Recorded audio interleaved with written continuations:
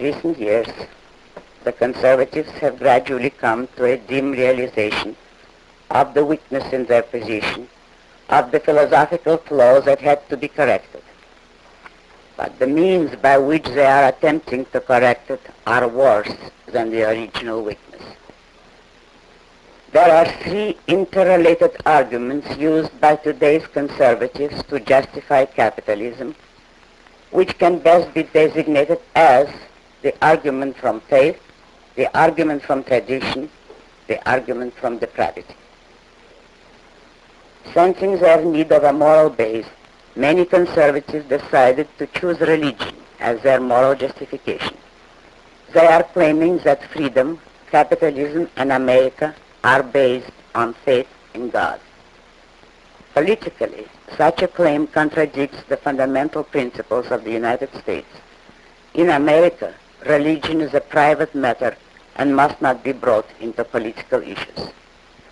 Intellectually, to rest one's case on faith is to concede that reason is on the side of one's enemies, to concede that there are no rational arguments to support the ideas which created this country, no rational justification for freedom, justice, property, individual rights, and they can be accepted only on faith. Consider the implications of that attempt. While the communists are claiming that they are the champions of reason and science, the conservatives conceded and retreat into the realm of mysticism, into another world, surrendering this world to communism. It is the kind of victories that communist irrational ideology could never have won on its own merits.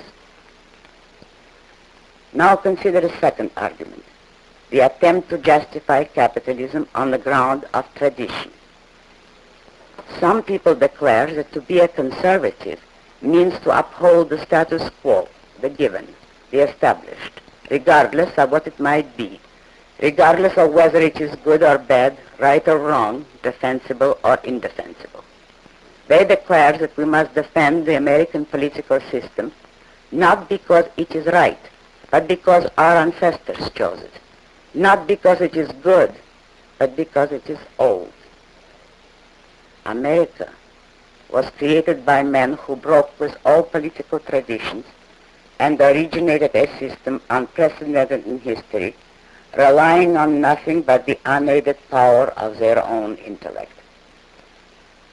But those neoconservatives are now trying to tell us that America was the product of faith in revealed truth and of uncritical respect for the traditions of the past. It is certainly irrational to use the new as a standard of value, to believe that an idea or a policy is good merely because it is new. But it is much more preposterously irrational to use the old as a standard of value, to claim that an idea or a policy is good merely because it is ancient. The liberals are constantly asserting that they represent the future, that they are new, progressive, forward-looking, etc. And they denounce the conservatives as old-fashioned representatives of a dead past. The conservatives conceded and thus helped the liberals to propagate one of today's most grotesque contradictions. Collectivism and dictatorship, the frozen status society, is offered to us in the name of progress, while capitalism, the only free, dynamic, creative society ever devised, is defended in the name of passivity and stagnation. The plea to preserve tradition as such appeals to the worst elements in men and rejects the best. It appeals to fear, cowardice, conformity, self-doubt, and rejects creativeness, originality, independence, self-reliance.